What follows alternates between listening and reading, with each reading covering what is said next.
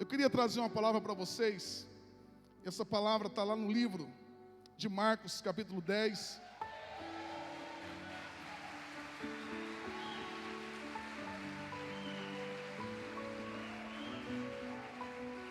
Vocês também são assim? Sabia não? Se eu soubesse, então calma aí, vamos fazer de conta que eu não falei nada, ok? Então vamos fazer o seguinte: abra a sua Bíblia. Aê! Glória a Deus, que demais. Nós estamos alinhados aí, hein? Marcos capítulo 10, Evangelho de Marcos capítulo 10. Uma palavra simples, meus irmãos, mas uma palavra que para mim, ela é muito preciosa. Por que ela é preciosa? Porque uma das coisas que nós temos que pedir a Deus e ao Espírito Santo de Deus é algo chamado discernimento. Discernimento. Porque a cura começa num bom diagnóstico. Eu falei da minha filha aqui, logo quando ela teve um problema, nós levamos ao primeiro médico, e nós levamos ele dando remédio, e nada resolvia. Fomos para uma segunda médica, não resolveu. Essa segunda médica indicou um outro médico, e todos esses achavam, é isso, e davam um medicamento, davam um remédio, faziam o tratamento, mas ela não melhorava. Até que eu lembro que um dia, era um dia, meio-dia mais ou menos, na hora do almoço, uma criança de 4 anos, criança, ela corre para um lado, corre para o outro, você vê uma criança numa cama sem reação. Naquele dia eu desesperei, eu falei, meu Deus do céu. E nós começamos a clamar a Deus, nós começamos a clamar a Ele, e Deus colocou um médico. E esse médico, quando nós levamos, ele examinou, olhou, ela saiu do consultório já para a internação, teve que ser internada, estava debilitada, e aquele médico, ele fez o diagnóstico correto. Em questão de 24 horas, mais ou menos, depois da internação, 24 horas, 36 horas, minha filha já estava toda animada, andando. Por que eu digo isso? Porque uma das coisas que nós temos que ter, meus irmãos, é discernimento. Por que eu falo isso para vocês? Porque a Bíblia é um livro de princípios. Deus estabeleceu princípios para reger a natureza, a vida, a nossa vida. Existem princípios para o casamento, existem princípios para os nossos filhos, existem princípios na vida financeira, e muitas vezes nós fazemos um diagnóstico errado, a nossa vida ela não tem aquela mudança que deveria ter. Às vezes nós fazemos um diagnóstico errado e a nossa vida não surte aquela mudança como deveria. Então, quando nós vamos falar sobre esse texto aqui, eu quero trazer algo que vocês já sabem, mas eu queria que vocês reforçassem, se vocês entendessem, é algo que vocês já vivem. Mas eu amo o apóstolo Paulo, porque ele diz assim, já falei com vocês, mas vou falar novamente. Já falei diversas vezes, mas vou repetir. Porque um pastor, ele não está preocupado com a mensagem nova, ele está preocupado com as ovelhas aprender. Eu não sou um conferencista, eu não sou um itinerante, eu sou um pastor de igreja. E tem coisa que eu repito, eu falo, porque a nossa maior alegria é ver a tua vida, a tua casa, a tua família sendo transformada. Essa é a maior alegria. Então vamos lá para o texto. Eu quero trazer esse princípio da palavra de Deus, que diz assim: então chegaram a Jericó. Quando Jesus e os seus discípulos saíam da cidade, uma grande multidão o seguiu. Um mendigo cego chamado Bartimeu, diga assim, Bartimeu, diga assim comigo, filho de Timeu. O texto diz, estava sentado à beira do caminho. Quando Bartimeu soube que Jesus de Nazaré, diga assim, Jesus de Nazaré, Jesus de Nazaré estava perto, começou a gritar, Jesus de Nazaré. É isso que ele disse. Ele ouve que é Jesus de Nazaré e ele começa a gritar, Jesus de Nazaré, é isso? Não, ele diz assim, Jesus, filho de Davi, tenha misericórdia de mim. Muitos lhe diziam aos brados, cale-se. Ele, porém, gritava ainda mais alto, filho de Davi, tenha misericórdia de mim. Quando Jesus o ouviu, parou e disse, falem para ele vir aqui. Então chamaram o cego, anime-se, disseram, venha, e ele o está chamando, Bartimeu jogou a sua capa para o lado, levantou-se de um salto e foi até Jesus. O que você quer que eu lhe faça? Perguntou Jesus.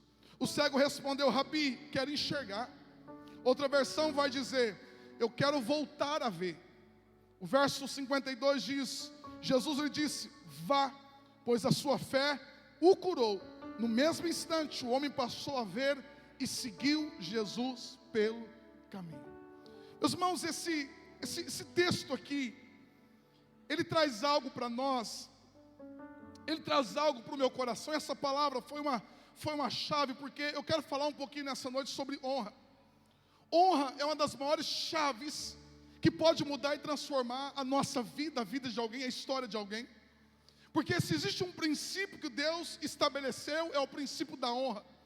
E quando nós falamos de honra, nós estamos falando de você tratar alguém, uma pessoa ou uma autoridade de forma diferente das outras. Quando a Bíblia fala de honra, a honra nós devemos entender como que algo que se sobressai. Por exemplo, daqui a alguns dias nós vamos começar as Olimpíadas. E o primeiro colocado, ele não é posto no mesmo nível que os outros. O primeiro colocado não recebe a medalha igual aos outros. O lugar dele é mais alto. A medalha dele é de ouro. Por quê? Porque aquilo é honra. É colocado aquela coroa na cabeça dele, porque estão honrando alguém. Então, quando nós falamos de honra, honra é você colocar alguém no lugar de destaque. E quando nós olhamos para esse texto aqui, esse texto chama atenção porque Bartimeu, ele não é um cego de nascença. Primeiro que Bartimeu não é o seu nome. A Bíblia não fala o nome dele, a Bíblia apenas dá uma referência. A Bíblia diz que Bartimeu é filho de Timeu, porque no grego aqui, Bar significa filho. Bar Jonas, filho de Jonas. Bartimeu, filho de Timeu. E a Bíblia faz referência ao seu pai. Por que a Bíblia faz referência ao pai dele? A Bíblia não vai dar essa explicação, mas quando você vai para a história vai dar uma pincelada para que nós possamos entender um pouco da história de quem foi o pai de Bartimeu, desse cego. Nós vamos chamar ele de Bartimeu. E esse Bartimeu aqui não é um cego de nascença, ele não nasce cego, mas ele no decorrer da sua história, ele perde a visão, ou sua visão é arrancada. Por que essa mensagem ela se faz necessária? Porque existem pessoas aqui que talvez entraram aqui e você diz assim, pastor, em algum momento eu perdi a visão. Em algum momento eu perdi essa visão espiritual. Porque quando eu falo dessa visão espiritual, eu estou falando de uma dimensão do espírito. De você ver aquilo que Deus está vendo, de você enxergar as coisas na perspectiva de Deus. Porque quando você passa a olhar as coisas apenas com os olhos da carne, você começa a enxergar apenas uma dimensão carnal, uma dimensão de luta, de dificuldade. Mas quando você tem esses olhos de Deus, quando você tem essa visão de Deus, você consegue ver aquilo que já existe, mas ainda não aconteceu. Existe no mundo espiritual, Deus já disse sim, mas ainda não se manifestou. Eu lembro do profeta Eliseu junto com o seu discípulo, e o seu discípulo ele olha, e aquela montanha está cercada de um exército inimigo. Aquela montanha está cercada de soldados, de carros de guerra. E aí aquele discípulo ele fica desesperado. E Eliseu naquele momento ele está calmo. E Eliseu não ora para que Deus movesse sobre o inimigo. Deus não ora, Eliseu não ora para que Deus de certa forma atacasse o inimigo. Não, mas naquele momento de desespero do seu discípulo, naquele momento de angústia do discípulo do profeta Eliseu, ele disse assim, eu vou orar. E a oração dele é, Senhor, abra os olhos dele, para que ele veja. E quando Deus abre os olhos daquele discípulo, ele começa a perceber, ele começa a ver que era muito mais numeroso o exército do Deus poderoso, Deus vivo que estava com eles, do que os inimigos que estavam à sua volta. E eu quero nessa noite orar, eu quero que Deus abra esse entendimento, essa visão, porque você vai ter revelações grandiosas da parte de Deus sobre a tua vida, sobre a tua casa, coisas que ainda você não viu. Talvez você está aqui angustiado, desesperado por alguma situação, mas Deus vai abrir os teus olhos aqui nessa noite, olhos espirituais. Pastor, eu já tenho esses olhos abertos, mas Deus precisa aguçar esses olhos. E quando a gente volta para essa história de Bartimeu, ele não nasce cego, mas ele perde a visão. Nós devemos conhecer um pouco a história de quem foi então seu pai. Porque a Bíblia fala, olha, ele era filho de Timeu. Meus irmãos, os historiadores, eles vão dizer que provavelmente esse Timeu, ele foi um revolucionário da sua época. Sabemos que no tempo de Jesus, um pouco antes, os romanos invadiram Israel. Eles invadem, eles tomam, e ali no momento que Jesus está, no momento do ministério de Jesus, naquele período, Israel é dominada pelo Império Romano. E Timeu foi um homem que se levantou, ele insurgiu contra os romanos, com a intenção de que eles não permitisse que aquele domínio viesse sobre eles, mas isso não foi o suficiente. Timeu, alguns vão dizer que era um general, alguém muito importante, um soldado, um guerreiro, e ele tenta de certa forma impedir que o Império Romano avance, mas ele não tem êxito. O Império Romano, ele faz algo, e se você pesquisar na história, o Império Romano, ele usa algumas práticas. O que ele fazia? O Império Romano, meus irmãos, para trazer uma mensagem para aqueles que intentassem se levantar contra o Império, eles faziam algumas coisas. Por exemplo, todo prisioneiro político, ou todo aquele que se revoltava contra Roma, eles o prendiam, matava esse que era o homem, que era o pai. Alguns vão dizer que estupravam as suas filhas, se tivesse filha mulher, depois matava. E eles, se esse homem, ou se um general ou um soldado tivesse algum filho, eles não matavam o filho. Por que eles não matavam? Por que eles não matam assim como talvez matou a esposa, matou a filha? Eles deixavam esse rapaz vivo, mas esse rapaz ele iria crescer com o intuito de, o dia que eu crescer, ou o dia que eu puder, eu vou vingar a morte do meu pai. Então o Império Romano, se você for para a história, você pesquisar, você vai ver isso, não só o Império Romano, mas outros impérios da época, eles arrancavam os olhos, e eles deixavam esse rapaz sem a sua visão, porque uma pessoa, ela pode estar até viva, uma pessoa pode até estar saudável, mas se ela perder a sua visão, ela perde a capacidade de lutar. Quando perdemos a visão, quando não conseguimos enxergar, nós perdemos a capacidade de lutar. Ou seja, esse rapaz aqui, filho de Timeu, ele se tornou alguém inofensivo. Por quê? Porque ele não consegue ver. Então o Império Romano dá uma capa para ele. Essa capa era uma autorização para que ele pudesse pedir esmola.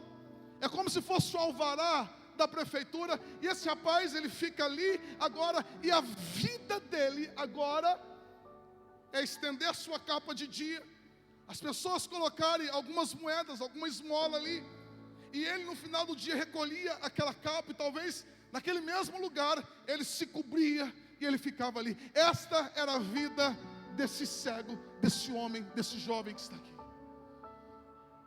É tão interessante porque essa forma de punição e tortura era reservada principalmente para traidores, inimigos políticos, ou criminosos que cometiam um delito grave. Agora, qual a perspectiva de um jovem como esse? Sabe o que eu vejo, meus irmãos?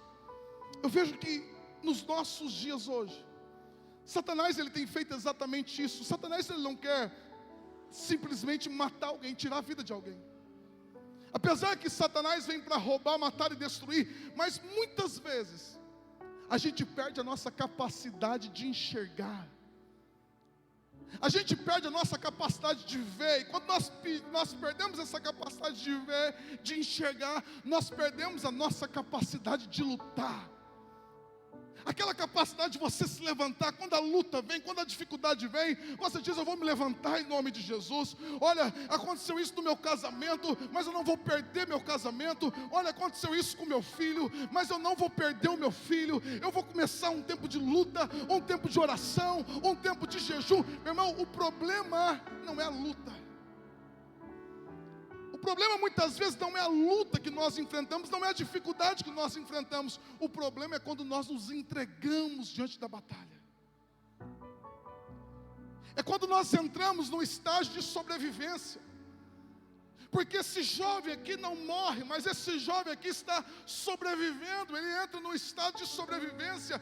Ele não tem mais perspectiva de mudança. Ele não tem mais uma perspectiva de que algo pudesse mudar. Agora ele tem que se conformar com essa vida. E eu vim aqui nessa noite para dizer para você que se de alguma forma você se conformou com a tua vida, com a tua história, com a tua dificuldade, existe alguém que está aqui nessa noite. O nome dele é Jesus. Ele quer mudar a tua história, Ele quer mudar a tua casa, Ele quer mudar a tua vida. Diga aleluia. Agora, quando Satanás tira a visão, foi assim com Sansão. Os inimigos não pegam Sansão e o matam, não, mas o cega. Mas quando a gente olha para esse jovem aqui, esse jovem ele tem uma história. Esse jovem ele tem uma história. Esse jovem aqui, segundo os historiadores, o seu pai, por ser um general, um comandante, vocês sabem que existem lugares, existem determinados departamentos que existem protocolos. Por exemplo, um policial não pode se portar de qualquer jeito. Existem protocolos. Tem alguém que é militar aqui? Tem alguém que... Um bombeiro. Você não conversa com o juiz de qualquer forma. Existe um protocolo, existe uma roupa. Você não fala com o promotor de qualquer forma. Existe um protocolo para você conversar, existe. Então meu irmão, por exemplo, você não chega diante de um presidente, diante de um rei, de qualquer forma. Existem lugares que você vai, que existe um protocolo. Isso é uma regra. A gente chama isso de protocolo. Então esse jovem aqui, ele sabia como que funcionavam as coisas. Quantos aqui lembram daquele centurião romano que diz assim: olha, Jesus, meu servo está doente. E quando Jesus vai rumo à casa dele, ele diz: não precisa. Ele diz: eu sou uma autoridade. Quando eu digo para um vai, ele vai. Quando eu digo vem, ele vem. Meu irmão, no mundo espiritual, não só no mundo espiritual, mas no nosso mundo natural, existem lugares que tem protocolo de você conversar com alguém. Você não chama de qualquer forma, você não fala de qualquer jeito. E esse rapaz aqui, ele aprendeu como se trata autoridades. Esse rapaz aqui aprendeu como que se trata pessoas que não são pessoas comuns, mas são pessoas de honra. Esse rapaz aqui aprendeu. Por quê, pastor? Porque a Bíblia vai dizer que quando Jesus passa aqui por Jericó, Jesus está saindo da cidade de Jericó, e esse mendigo está aqui, sentado à beira do caminho. Mas de repente, ele soube que Jesus estava passando ali.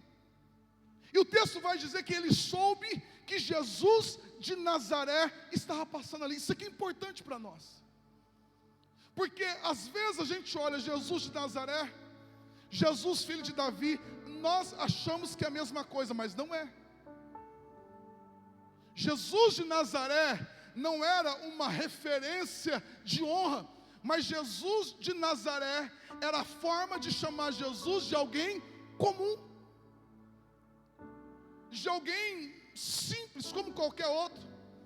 Porque quando Jesus ele vai em Nazaré e ele começa a ensinar, as pessoas ficam vislumbradas com seus ensinos, mas de repente alguém vem e alguém diz assim: oh, gente, calma aí, esse que está pregando aí, Ele não é aquele Jesus, filho da Maria. Ele não é aquele Jesus, filho do seu Zé, lá da carpintaria. Não é ele. E alguém diz, é mesmo. Ele está diferente, cresceu. E a Bíblia vai dizer que quando as pessoas daquela cidade percebem que ele é aquele Jesus que cresceu, eles estavam até admirados, mas quando eles percebem que aquele Jesus que está ali é aquela criança que eles viram crescer, eles fecharam o coração. Eles trataram Jesus como alguém comum. Eles trataram Jesus como mais um. E a Bíblia diz, e a Bíblia que diz, que Jesus não pode fazer ali muitos milagres. É por isso que Jesus diz, um profeta não tem honra na sua própria casa, na sua terra. Porque as pessoas quando olham, as pessoas desprezam ele. Imagine, meu irmão, que de repente uma criança que está no Kids, está aqui correndo para lá e para cá. Você conhece ela, talvez toda catarrenta, né? Aquela criança com o nariz correndo. E você conhece ela tal, e você vê ela crescer. Mas de repente ela pega uma idade, ela vai embora, vai estudar fora. De repente essa criança já não é mais criança, mas ele volta. E aí você quer tratar ele do mesmo jeito que você tratava aqui. E alguém diz, toma cuidado. Toma cuidado. Mas por quê? Porque agora ele é um juiz. Cuidado do jeito que você fala. Não, mas eu conheço. Não, isso aí não é nada. Eu vou puxar a orelha dele. Você pode fazer isso? Não pode. Meu irmão, o que está acontecendo com Jesus é que as pessoas aqui da sua cidade, quando reconhecem Jesus, eles tratam Jesus com desprezo, eles não honram Jesus. E a Bíblia vai dizer que Jesus não pode fazer ali muitos milagres, porque se existe uma coisa que fecha as portas sobre a nossa vida, se existe algo que fecha os céus sobre a nossa vida, é algo que nós chamamos de desonra. É quando nós tratamos a Deus como mais um, ou com mais um detalhe. Meu irmão, não podemos fazer isso. As pessoas têm que olhar para nós, elas têm que ver que Jesus está no lugar mais alto da nossa vida.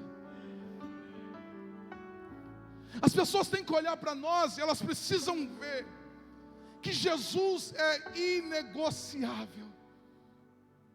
Por exemplo, eu nasci num lar cristão. Sempre gostei de brincar de bola. Apesar do meu corpo hoje não parecer, mas eu brincava muito de bola, gostava. Era goleiro, jogava na linha. Só que eu participei só de um jogo oficial na minha adolescência. Por quê? Porque naquela época, meus irmãos, os jogos eram domingo de manhã. E como bom batista, o que tem domingo de manhã? O que tinha domingo de manhã, meu irmão? Escola bíblica dominical. Eu fui criado na igreja, todo domingo, escola. E meu pai sempre dizia assim, meu filho, vamos. E a gente ficava às vezes com aquela raiva, com aquele negócio, porque eu toda a vida estudei cedo, e o domingo a gente queria dormir até mais tarde, mas tinha um compromisso que era estar na escola bíblica. Cresci na escola bíblica. Tinha lá na minha cidade, tinha um pé de seringuela assim, ixi, eu ia lá e comia, a professora chamava atenção. E eu fui crescendo, e eu gosto muito de futebol, mas até hoje eu assisto, eu não consigo mais jogar, mas assisto, eu gosto. E o técnico dizia, Alexandre, eu preciso de você, eu preciso que você joga lá, porque não vai ter ninguém. E por que você não vai? E eu falava, é porque tem escola bíblica. Ele dizia assim, mas pede para o teu pai, porque, deixa eu falar para você, sabe quando que eu pedi para o meu pai? Nunca. Porque eu sabia que meu pai nunca iria negociar o nosso tempo na igreja, o nosso tempo de buscar Deus. Eu nunca na minha vida ousei pedir, não sei, meu irmão, mas eu nunca cheguei para o meu pai dizendo, olha pai, vai ter um jogo assim, e vai ter alguns finais de semana que eu não vou. Eu nunca, por quê? Porque eu olhava para o meu pai, e eu sabia que o meu pai e a minha mãe não negociavam o tempo de buscar Deus. Os nossos filhos precisam olhar para nós e saber que o nosso Jesus, nós não negociamos Ele. Nós não negociamos servir a Jesus, nós não negociamos estar na presença de Deus, nós não negociamos liderar uma célula, eu não negocio o meu ministério. Isso precisa estar muito claro para as pessoas que estão nos vendo. Jovem, deixa eu falar para você, eu fiz uma faculdade durante 5 anos. Não estou dizendo que eu sou melhor que ninguém aqui, mas as pessoas da faculdade chegavam para mim e eles sabiam para o que eles podiam me chamar e o que eles não podiam me chamar. Quando era confraternização com o professor, as famílias iam, eles diziam: Alexandre, vai ter tal coisa assim, assim, a gente quer que você esteja lá. Na época eu namorava, depois eu casei, olha, queria que a tua... Mas existiam programações que eles nunca chegaram, nunca chegou um convite para mim, dizendo: Alexandre, você vamos, porque eles sabiam que tinha algo na minha vida que eu não negociava, tinha algo na minha vida chamado Jesus, chamado a minha fé, e isso não está em negociação. Se existe algo que está no lugar mais alto da minha vida, é Jesus. O que significa isso? Significa honra. Meu irmão, se eu disse que se tem uma coisa que fecha os céus e a desonra, existe algo que abre os céus, que traz o favor de Deus sobre as nossas vidas, é algo chamado honra. Existem lugares, por isso que eu comecei a pregação falando sobre discernimento. Existem lugares, existem pessoas que Deus escolheu para que essas pessoas, esses lugares fossem lugares-chave. E a forma como você se relaciona com eles pode te abençoar muito ou pode trazer maldição sobre a tua vida. Como assim, pastor? Por exemplo, se tem algo que você tem que honrar, respeitar e abençoar, se chama pai e mãe. Se tem uma chave, meu irmão, que pode, você que está aqui jovem, você de repente já passou a fase da juventude, mas se tem algo que pode te abençoar, que pode trazer o favor de Deus sobre a tua vida, sobre a tua casa, que pode trazer coisas que com as suas próprias mãos você nunca conseguiria, é você entender que pai e mãe devemos honrá-los. Como assim, pastor? Você dá um presente, você dá dinheiro, você faz o almoço, você trata com respeito, você trata com honra, você ajuda. Se tiver que levar no médico, você leva. Se tiver que levar na fisioterapia, você leva. Eu não estou falando de uma codependência, não é isso que eu estou falando. Mas se tem alguém que vale a pena você investir os teus recursos, você investir o melhor de você, você investir o teu tempo, se chama pai e mãe. A Bíblia diz isso, tanto no Antigo Testamento quanto no Novo Testamento. Existem homens de Deus e mulheres de Deus, que o que você faz na vida deles, abre portas poderosas sobre a tua vida. E da mesma forma, se você fizer algum mal, isso virá sobre a tua vida. Por quê? Porque isso se chama honra. Deus não negocia algo que nós chamamos de honra. Por isso, quando nós honramos a Deus acima de todas as coisas, quando nós honramos a Jesus, quando nós honramos o Espírito Santo de Deus, isso traz um favor tão poderoso. Porque às vezes nós estamos, meu irmão, cansados de tanto lutar, de tanto trabalhar. Às vezes você chega no final de ano e você diz: meu Deus, eu trabalhei tanto, eu fiz tanto e parece que as coisas não aconteceram. Você vai lembrar do profeta Ageu. O profeta Ageu, quando ele traz uma palavra de Deus para o povo, porque a Bíblia diz que o povo se cobria, mas não se aquecia, bebia e não matava a sede, comia e não saciava. E a Bíblia vai dizer que eles plantavam, eles tinham a expectativa de uma grande colheita, mas quando ia colher, vinha pouco. E aquele pouco eles colocavam dentro de um saco, e era como se colocasse dentro de um saco furado. E aí vem um diagnóstico. O profeta diz assim: vocês estão investindo mais nas suas próprias casas, casas aplainadas, vocês têm investido tudo lá, e o meu templo ainda está em ruínas, o meu templo ainda está queimado, está derrubado, e vocês estão se importando mais com as suas próprias coisas. Meu irmão, eles estavam mais honrando a si próprio do que a Deus, do que o templo, do que aquilo que Deus tinha ordenado eles fazer, e de repente o céu se fecha. O céu se fecha sobre ele. Mas Bartimeu, ele entende um negócio. Bartimeu aprendeu no convívio com seu pai que existem pessoas que você não pode tratá-las de forma comum. Que existem autoridades que você não trata ela como trata qualquer outra pessoa. Bartimeu sabia desse protocolo. Ele cresceu nisso. E quando ele ouve que Jesus de Nazaré está passando, Jesus de Nazaré,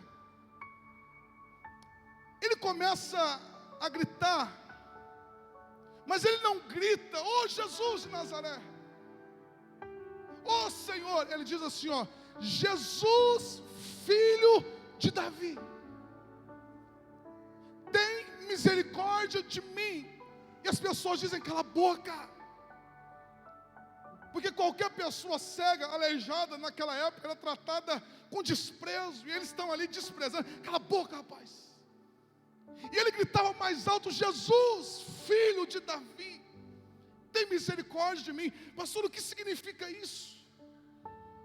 Por que ele percebe, por que ele sabe que é Jesus de Nazaré, mas ele não se refere a Jesus de Nazaré, mas ele chama Jesus, filho de Davi? Porque quando ele chama por Jesus, filho de Davi, ele está dizendo assim, esse homem que está passando aqui, não é qualquer um. Porque naquela época, meu irmão, era coisa mais comum muitos se levantarem como falso profeta, muitos se levantarem dizendo que era Jesus, porque havia uma promessa, Deus dos profetas. Então era muito comum pessoas se levantar e dizer, por exemplo, aqui nós temos o Henri Cristo, né? Quantos aí conhecem aquela figura? Esses dias ele foi num talk show e eu vi um trechinho e o apresentador perguntou, você quer vinho? E ele falou, quero. Aí o cara entregou um copo de água para ele. Se você realmente é Jesus, você vai transformar essa água em vinho, né? Naquela época era muito comum surgir pessoas. Mas quando Bartimeu, ele disse, Jesus, filho de Davi, tem misericórdia de mim. Ele está dizendo, esse que está passando na minha frente, esse é aquele que os profetas profetizaram. Esse faz parte da linhagem real. Porque vocês sabem que dentro de uma monarquia, todos aqueles que são da família do rei se tornam príncipes ou princesas, e lá na frente poderão assumir o trono. Eles são pessoas diferentes, porque existe sobre eles uma realeza. Então ele diz assim, ó, esse que está passando aqui não é qualquer um. Esse que está passando aqui hoje em Jericó, esse é rei dos reis, e ele é senhor dos senhores. Este é aquele que vem da linhagem de Davi. Esse é aquele que os profetas profetizaram. Esse é aquele que tem o poder na sua mão. Esse é aquele que tem autoridade nas suas mãos. Esse é aquele que carrega a chave de Davi. Esse é aquele que, aquilo que ele abre, ninguém pode fechar, e aquilo que ele fecha, ninguém pode abrir. Esse que está aqui não é qualquer um, ele é o filho de Davi. Existe um rei passando aqui neste lugar, um rei que está passando aqui. E aí nós devemos entender alguns protocolos aqui, porque naquela época, quando o rei passava na sua comitiva, as pessoas ficavam à beira do caminho, e as pessoas ficavam gritando para o rei, porque eles tinham a esperança de que se aquele rei parasse, e se aquele rei se dirigisse a qualquer pessoa, e se aquele rei perguntasse, o que queres que eu te faça? Eles sabiam que a vida deles poderia ser transformada. Isso, meu irmão, era costume. Aqui para nós é difícil entender, porque está muito distante a cultura nossa, mas naquela época era exatamente isso. Então quando o rei passava, muitas pessoas gritavam: rei, tem misericórdia de mim, tem misericórdia de mim, porque muitos se viam na pobreza.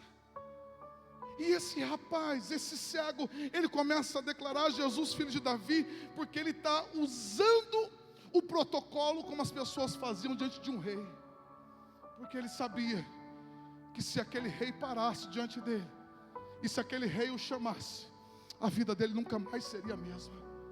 Ele sabia que se aquele rei parasse e mandasse o chamar, ele sabia que a vida dele nunca mais seria a mesma. E ele começa a gritar, as pessoas dizem: cala sua boca, para com isso. Ele grita mais alto. Agora preste bem atenção,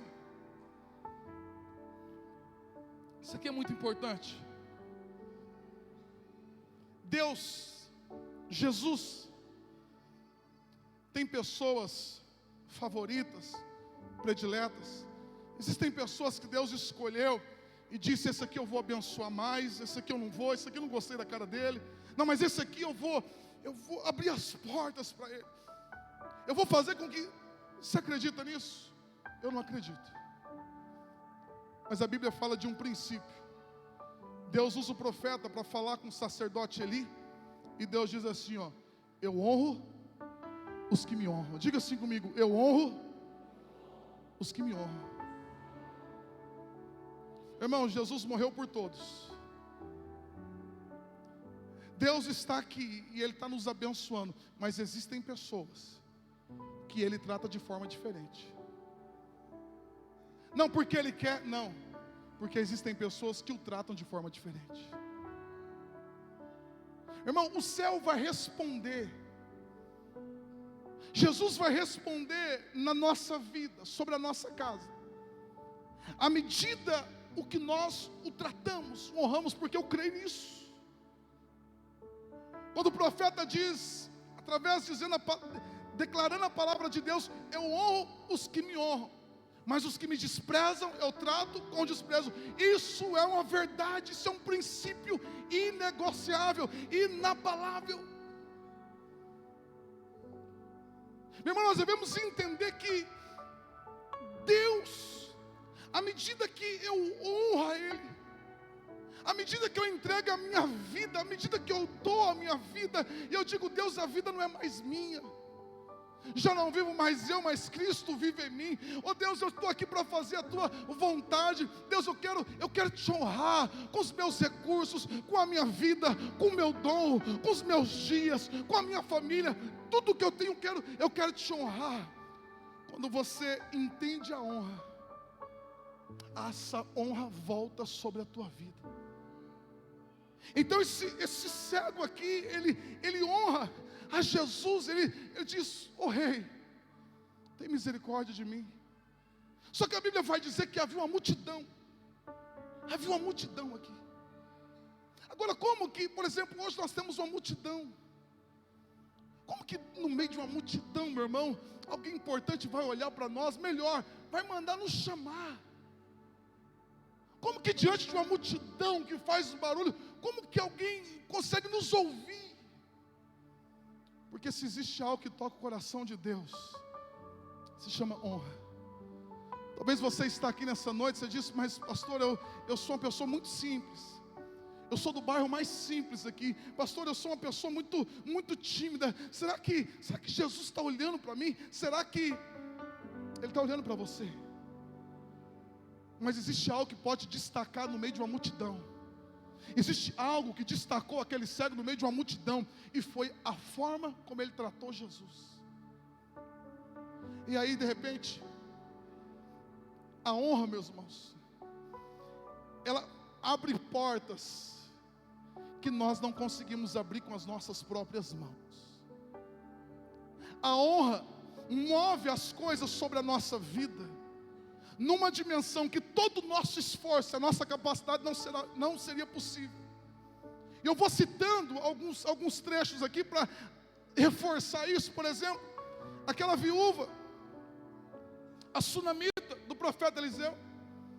O profeta Eliseu passa pela casa dela e ela oferece janta, ela oferece pouso, e aí o profeta passa ali, ela trata o profeta de uma forma muito, muito bem, ela trata o profeta com honra, até que chega um momento que aquela mulher diz para o seu esposo: olha, vamos construir um lugar só para o profeta, vamos construir um quarto só dele.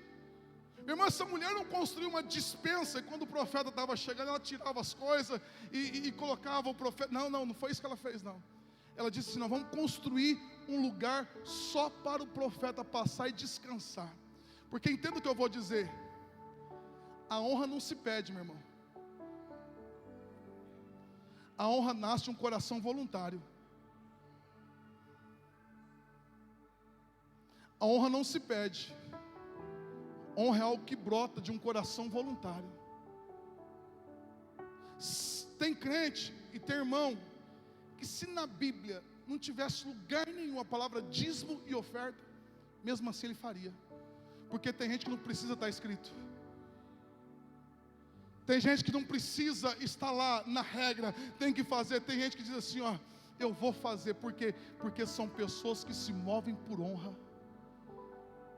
Essa mulher ninguém pede, o profeta não pede para ela, ninguém pede, mas ela olha e ela se move. Outra coisa, honra não tem interesse. A honra você trata com honra, não é porque eu quero, não. Honra é algo voluntário que nasce. E essa mulher diz: vamos construir um quarto. Ela constrói o quarto, coloca a mobília lá. E aí um dia o profeta chega, e eles estão descansando. Agora preste bem atenção, a honra incomoda quem recebe honra. Você já foi em algum lugar assim que a pessoa tratou tão bem assim, que você fica até desajeitado, meu Deus, aí você fica assim: gente, um dia eu vou ter que devolver esse favor. Não sei se você é assim.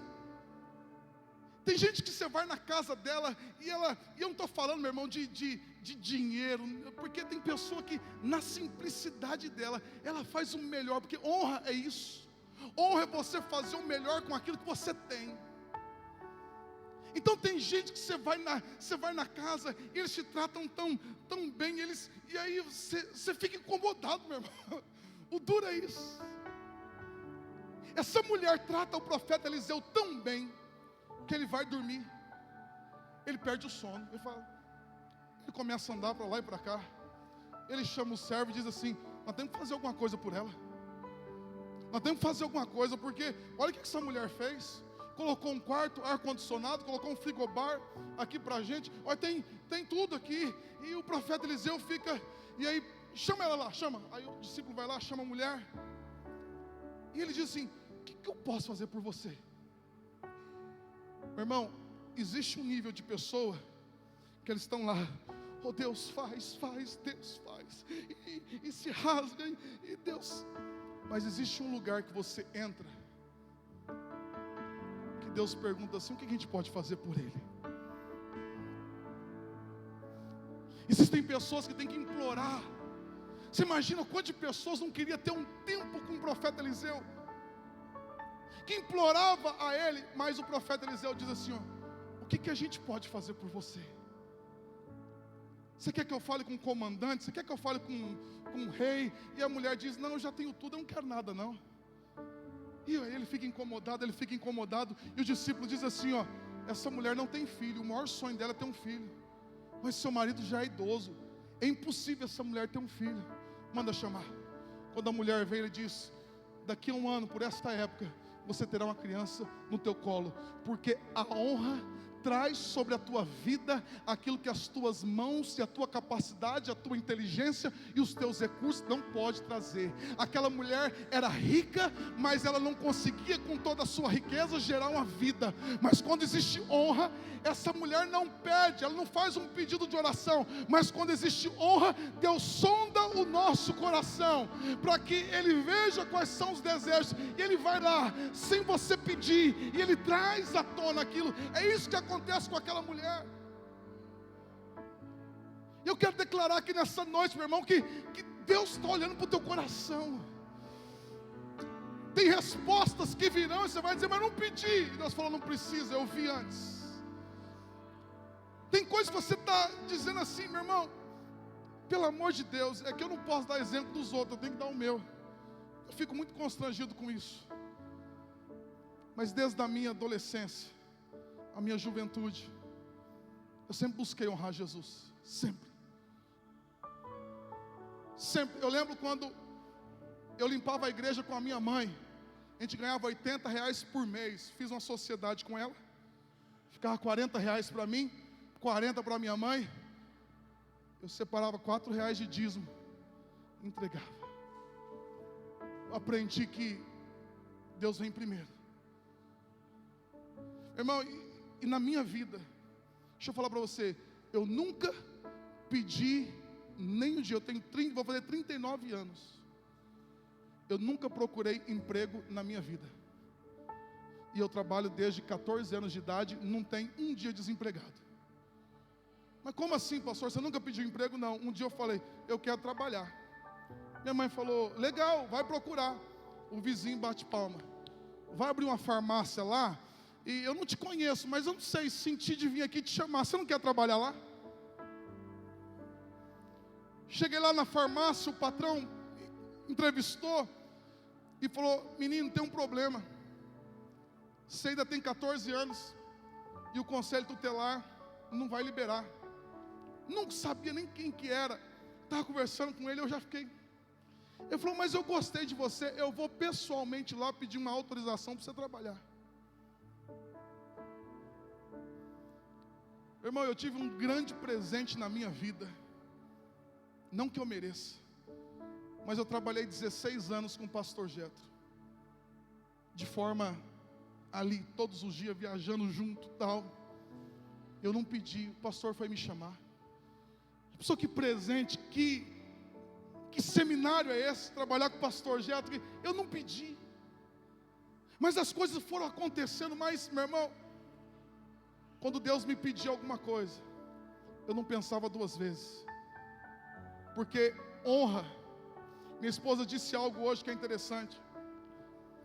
Prioridade significa você escolher uma coisa.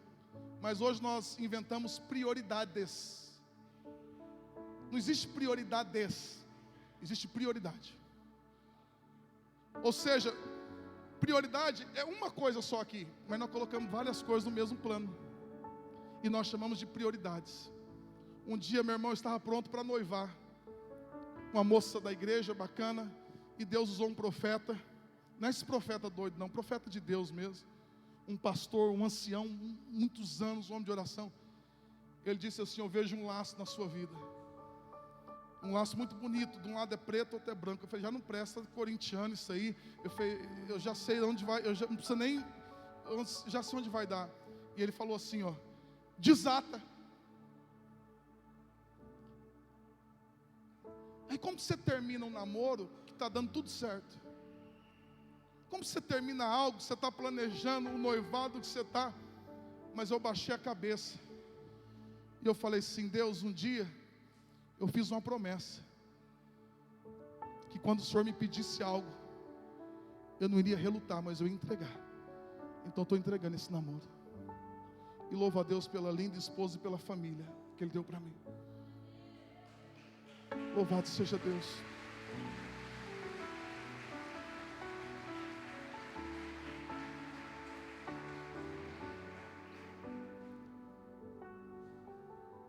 Eu sempre falei, Deus, o que o Senhor me pedir, o Senhor está acima de tudo. Quando eu conheci a minha esposa, eu falei, eu sei que você está gamada em mim, mas deixa eu falar um negócio para você. Ela estava gamadona, meu irmão, um negócio doido. Eu estou com o microfone na mão. Eu falei assim, ó, eu tenho um chamado. Eu sou um pastor. Hoje eu estou em Junqueirópolis, mas se um dia Deus me chamar lá para a África, para o Amazonas, seja onde for, eu vou. Está disposta a isso? Porque o dia que tiver que escolher, eu sempre vou seguir a Jesus. Eu falei para ela, pensa, porque você está casando com um homem que sempre Deus vai estar em primeiro plano. E ela disse sim. Irmão, você imagina, Junqueirópolis, eu estou encerrando aqui já. Junqueirópolis hoje é uma referência no Brasil. O pastor conhece, muitos aqui conhecem, Vinícius conhece, a pastora, o pastor conhece.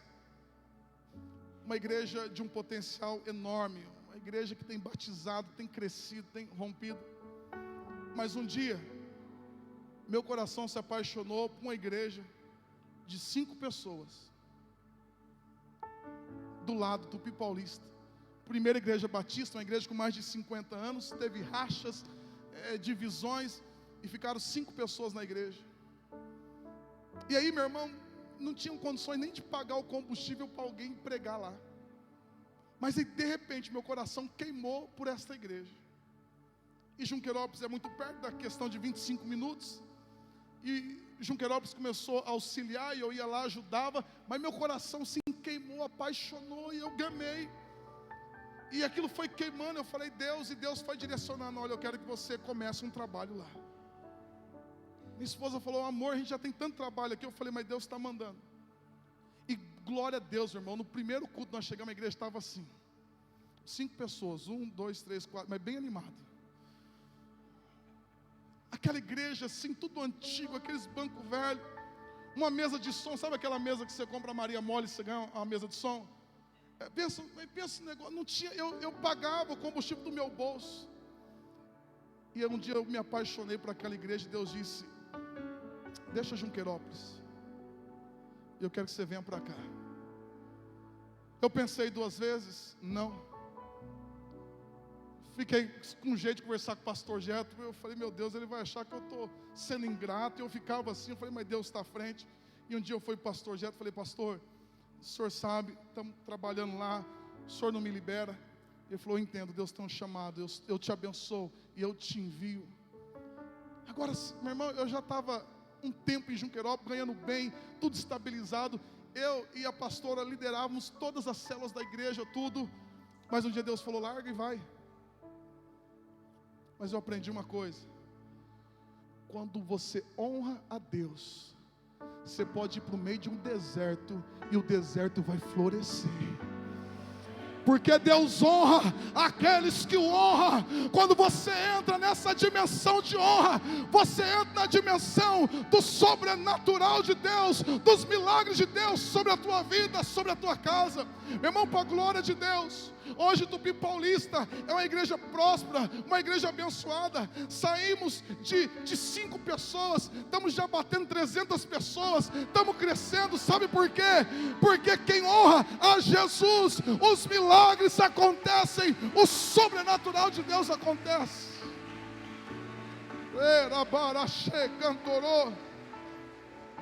Porque aquele cego chama Jesus de filho de Davi e trata com honra. Jesus fala, manda chamar. E aí aqueles que estão mandando cala a boca agora diz, vem cá, vem cá. Aqueles que estavam dizendo, cala a boca, seu sujo, imundo. Aqueles dizem, ó, ele mandou chamar você. E aquele homem lança a sua capa, a capa do destino de miséria, a capa da vergonha, a capa da humilhação, a capa que o inimigo colocou sobre ele e disse, você vai comer poeira a vida toda. Aquele homem joga a sua capa, a capa que muitos diziam, olha, isso é um coitado, e se não fosse Roma, dá essa permissão, se não fosse Roma sobre a vida dele, ele joga aquela capa fora. Por que ele joga aquela capa? Porque ele sabe que quem o chamou foi Jesus, o filho de Davi, e quando ele manda chamar alguém, essa vida de alguém nunca mais é a mesma. E Jesus chama aquele cego, e Jesus pergunta, não é ele que pede, preste bem atenção. Ele não se apresenta diante de Jesus e diz, olha, eu tenho um pedido. Não, é Jesus que pergunta, o que queres que eu te faça?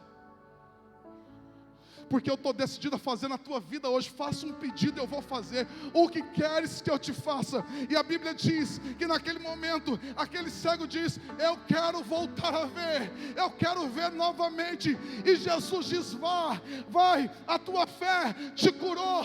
E imediatamente aquele cego foi curado. E sabe por que ele amava Jesus, ele honrava Jesus? Porque muitas pessoas que Jesus curou foram embora. Muitas pessoas que Jesus curou Jesus curou e eles foram para suas casas. Mas aquele jovem, quando ele é curado, a Bíblia diz, e ele seguiu a Jesus pelo caminho, porque mais importante para ele não era o milagre, mais importante para ele não era a cura, o mais importante para ele era caminhar ao lado de Jesus, porque quando você caminha com Jesus ao teu lado, quando você caminha na dimensão dele, em comunhão com ele, meu irmão, os milagres, o sobrenatural de Deus vai acontecer. Se você crê, dê um brado e dê um aplauso a ele nessa noite, em nome de Jesus. Você pode se colocar em pé, se coloque em pé no seu lugar.